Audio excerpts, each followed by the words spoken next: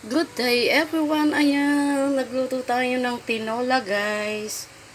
Hindi ko na inisa-isa yan. Pinakuluan ko na yan. Ginisa ko muna bawang sibuyas, luya. Tapos yan, manok nilagyan ng, ano ba tawag dyan?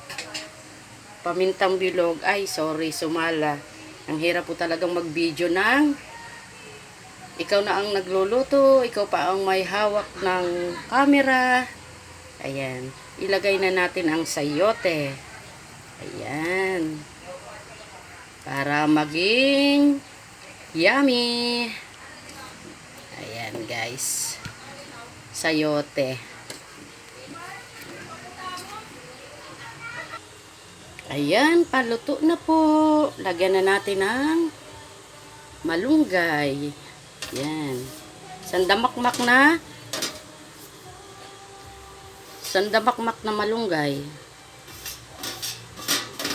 Kasi masustansya ang malunggay. Yan. Yummy.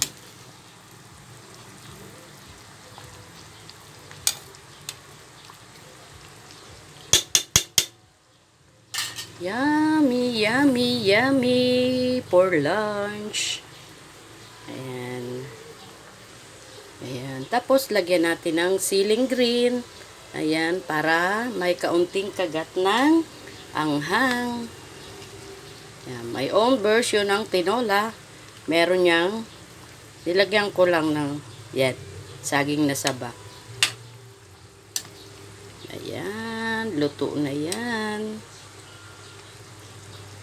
Pwede nang kumain. Ayan. Oh, wow. Kulo, kulo, kulo. Diba? Para-paraan lang po. Magkano lang po ang karning binili ko dyan. Tapos nilangyan ko lang po ng sabaw, gulay, o dissolve. Yummy na. Masarap kumain pag may sabaw. Ayan. Kulo, kulo, kulo. Okay, thank you guys for watching. God bless everyone. Ayan, mag-iwan na ng bakas sa baba at nang masundan kita. Ayan, yummy, yummy, yummy tinola, arat-arat na. Ayan na.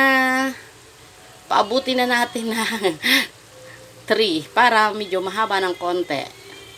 Ayan. Thank you guys for watching. God bless everyone. Ingat po ang lahat. Bye. We love you all.